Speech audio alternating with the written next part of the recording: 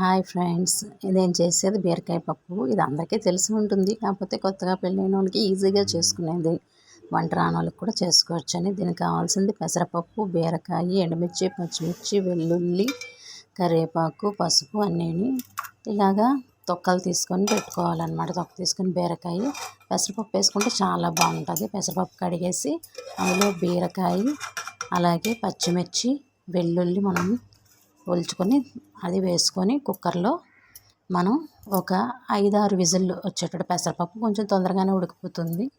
ఒక 5-6 విజిల్లు వచ్చే వరకు మనం ఉడకబెట్టుకోవాలన్నమాట. పసుపు అన్నీ వేసుకొని, ఇప్పుడు బీరకాయ తొక్కు ఉంది కదా, అది అనవసరంగా పడేయక్కర్లే. బీరకాయ తొక్కతోని మనం బోల్డ్ చేసుకోవచ్చు, అట్లు పోసుకోవచ్చు, పచ్చడి చేసుకోవచ్చు, ఇవన్నీ చేసుకోవచ్చు. ఇలాగ ఒక 3-4 విజిల్లు వచ్చాక దాన్ని పప్పుని కొంచెం అనిపిస్తే, పెసరపప్పు కాబట్టి తొందరగానే ఉడికిపోతుంది, అనిపేసి